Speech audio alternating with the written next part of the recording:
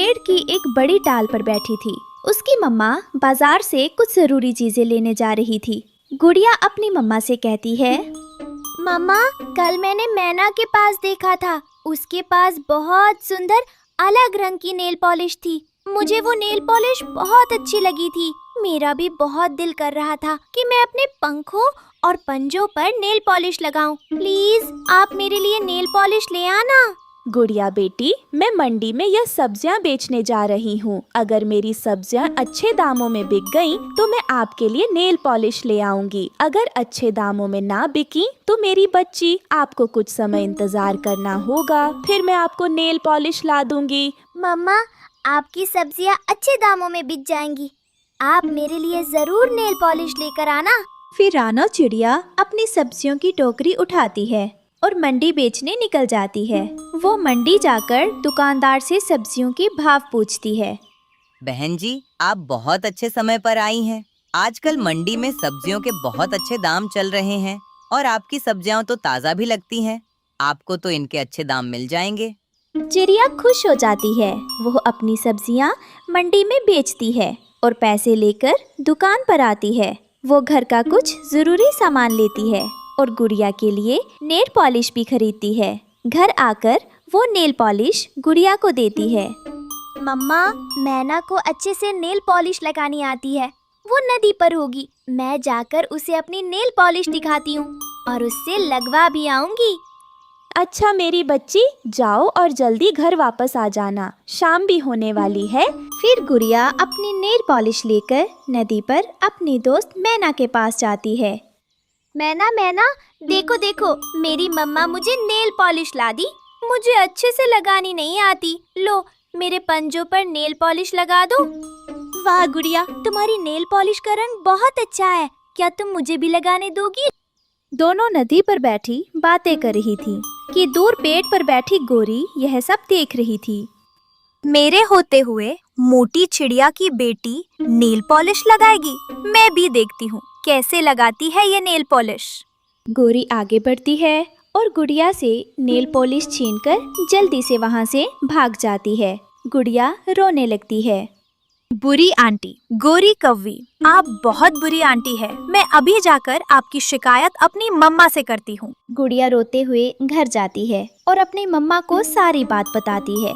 गुड़िया बेटी, अभी तो शाम हो गई है। सुबह होते ही मैं गोरी के घर जाऊंगी और उससे आपकी नेल पॉलिश वापस लेकर आऊंगी। उधर गोरी घर जाकर अपने पंजों पर नेल पॉलिश लगाती है और खुशी से इधर उधर उछलने लगती है। बस बस गोरी, तुम तो ऐसे उछल रही हो जैसे तुमने पहली बार नेल पॉलिश लगाई है। कालू, तुम ये खुशी नहीं समझोगे। नेल पॉलिश तो मैंने पहले भी बहुत बार लगाई है, लेकिन उस मोटी चिड़िया की बेटी की नेल पॉलिश छीनकर लगाने का मजा ही कुछ और है। और देखो, इसका रंग कितना सुंदर है। अगली सुबह रानो चिड़िया गोरी के घर आती है। गोरी बहन, कल आप मेरी बेटी गुड़िया की नेल पॉलिश छीनकर भाग आई थी। प्लीज मुझे वह नेल पॉलिश वापस कर दें। मेरी बेटी रो रही है। कौन सी नेल पॉलिश? मैंने कोई नेल पॉलिश नहीं छीनी। अपनी बेटी से कहो थोड़ा कम झूठ बोला करे। मेरी बेटी झूठ नहीं बोलती। झूठ कौन बोल रहा है, मुझे अच्छे से पता है। रानो ऐसा कहकर वहाँ से चली जाती है। उधर जब गुड़िया स्कूल से वापस आ रही थी तो उसे दूर एक चमकता घर दिखाई देता है। जब वो उसके पास जाती है तो वो नेल पॉलिश का घर था और उस घर पर बहुत सी रंग बिरंगी नेल पॉलिश लगी हुई थी। गुड़िया बहुत खुश हो जाती है। अरे, ये तो नेल पॉलिश का घर है। इतनी सारी नेल पॉलिश है। मैंने तो अपनी जिंदगी में इतनी सारी नेल पॉलिश एक साथ कभी नहीं देखी। तभी घर से आवाज आती है। गुड़िया, मैं एक जादुई घर हूँ और मुझे मालूम है कि तुम्हें नेल पॉलिश कितनी पसंद है। तुम मेरे ऊपर से जिस रंग की चाहो नेल पॉलिश ले सकती हो। हाँ प्यारे घर, मुझे सच में नेल पॉलिश बहुत पसंद है। फिर गुड़िया ढेर सारी नेल पॉलिशें उतारती है, उन्हें टोकरी में रखती है और घर का धन्यवाद करती है। मेरे प्यारे दोस्त, मैं तुमसे रोज मिलने आया करूँगी। तुम्हारा बहुत धन्यवाद। टोकरी लेकर घर की तरफ उड़ती है। बड़े पेड़ पर बैठी गोरी जब इतनी सारी नेल पॉलिशें देखती है तो जलने लगती है। इस छोटी चिड़िया के पास इतनी सारी नेल पॉलिशें कहाँ से आईं? मुझे पता लगाना ही पड़ेगा। शाम के समय गौरी रानो के घर की खिड़की में छिपकर उनकी बातें सुनने लगती है। गुड़िया बेटी, मैं कब से पूछ रही हूँ कि यह इतनी सारी नेल पॉलिशें तुम्हें कहाँ से मिली? मम्मा, जब मैं स्कूल से आ रही थी तो रास्ते में मुझे नेल पॉलिशों का एक घर मिला। वो मुझसे बात भी कर रहा था और ये सारी नेल पॉलिशें मैंने उसी के ऊपर से ली है। अरे वाह मेरी बच्ची, तुम्हें नेल पॉलिशें इतनी पसंद है, मुझे पता नहीं था। मैं भी कल तुम्हारे साथ चलूंगी और तुम्हारे उस दोस्त घर से मिलूंगी। गौरी सारी बात सुन लेती है और जल्दी से नेल पॉलिश वाले घर की तरफ भागती है। स्कूल के रास्ते में उसे वह चमकता घर दिखाई देता है। नेल पॉलिशों के घर? तूने उस मोटी चिड़िया की बेटी को नेल पॉलिशें दी? मुझे भी नेल पॉलिशें चाहिए। आओ आओ गोरी, मैं तुम्हारा ही इंतजार कर रहा था। तुम वही हो ना जिसने गुड़िया से उसकी नेल पॉलिश छीनी थी? अरे, तुम्हें कैसे पता कि मैं गोरी हूँ? अभी बताता हूँ मुझे कैसे पता है। नेल पॉलिश का घर गौरी को पकड़ लेता है और उसे उल्टा लटकाकर डंडे मारने लगता है। तुम जंगल के सभी पक्षियों को परेशान करती हो गोरी। तुम कब सुधरोगी? ऊपर से छोटे बच्चों को भी परेशान करती हो। माफ कर दो नेल पॉलिश के घर, मुझे माफ कर दो। तभी वहाँ से तोता गुजरता है। गौरी उसे आवाज लगाती है। तोते, जल्दी जाकर गुड़िया को बुला ला। उसे कहना उसका नेल पॉलिश वाला घर मुझे मार रहा है। तोता रानो के घर जाता है और सारी बात बता देता है। मम्मा चलिए, लगता है मेरे दोस्त ने गोरी आंटी को उसकी चोरी की सजा दी है। फिर गुड़िया अपनी मम्मा के साथ नेल पॉलिश वाले घर के पास जाती है और घर से गौरी को छोड़ने के लिए कहती है। घर गौरी को छोड़ देता है और गौरी अपनी जान बचाकर भाग जाती है। गुड़िया और उसकी मम्मा हंसने लगती हैं। दोस्त, तोते अंकल को भी अपनी नेल पॉलिश दो, ये बहुत अच्छे हैं। ऐसे वो सब आपस में बातें करने लगते हैं। प्यारे दोस्तों, आपको ये कहानी कैसी लगी कमेंट में ज़रूर बताइए और इस कहानी को लाइक, अपने दोस्तों के साथ शेयर और चैनल को सब्सक्राइब करना बिल्कुल मत भूलना।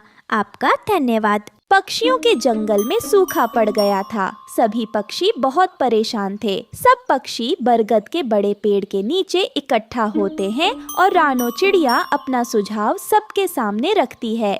मेरा तो यही सुझाव है सबको कि हम सब यह जंगल छोड़कर मननदयाल जंगल में चले जाएं।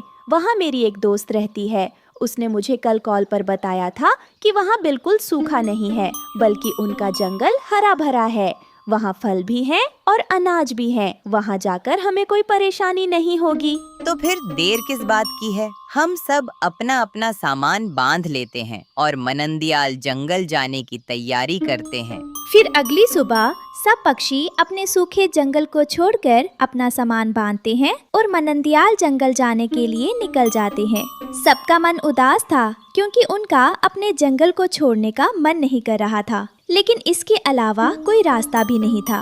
आखिरकार वो सब मननदयाल जंगल पहुंच जाते हैं। वहाँ हरियाली थी और बहुत सारे फल और अनाज भी थे। वहाँ लाल मिर्च का एक पेड़ था। तोता उस पेड़ पर जाकर अपना घोंसला बना लेता है। कबूतर अमरूद के पेड़ पर घोंसला बना लेता है। नदी के पास पपीते का एक बड़ा पेड़ था। रानो चिड़िया और उसकी बेटी गुड़िया उस पेड़ पर जाकर अपना घोंसला बना लेती हैं। कालू और गोरी ये देखकर बहुत जल जाते हैं कि रानो चिड़िया को इतना अच्छा बड़ा पपीते का पेड़ मिल गया है। इसलिए दोनों रानो चिड़िया के पास जाते हैं। छोटी चिड़िया, हमने ये पेड़ पहले देखा था, इसलिए इस पेड़ पर हम घोंसला बनाएंगे। अपनी शक्ल लेकर यहाँ से दूर चली जा। आप दोनों झूठ बोल रहे हैं। चिड़िया, तुझे हमारा अच्छे से पता है। मेरा पति मेरे साथ है। हम दोनों तुम माँ बेटी से ज्यादा ताकतवर है। अभी चोंच मार मार कर तुम्हें नीचे गिरा देंगे। इससे पहले कि हम तुम्हें मारना शुरू करें, यहाँ से भाग जा। रानो चिड़िया अपनी बेटी गुड़िया को लेकर सामने वाले पेड़ पर जाकर बैठ जाती है। मम्मा, ये दोनों कौवे बहुत बुरे हैं। ये सिर्फ दिखावा करते हैं कि हमारे दोस्त हैं, लेकिन असल में बहुत बुरे हैं। मेरी बच्ची, तुम परेशान मत हो। मैं हूँ ना तुम्हारी मम्मा। हम कुछ ना कुछ जरूर कर लेंगे। देखो, यह पेड़ भी कितना बड़ा है। हम इसी पर घोंसला बना लेते हैं।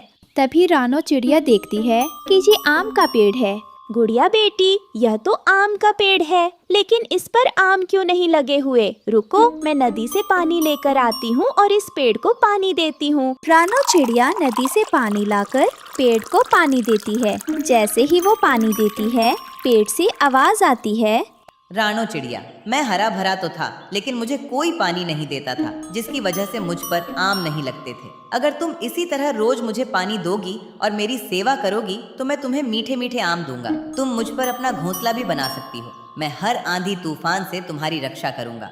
रानो चिड़िया बहुत खुश हो जाती है। रात हो जाती है और वो उसी पेड़ पर अपना घोंसला बनाकर रहने लगती है।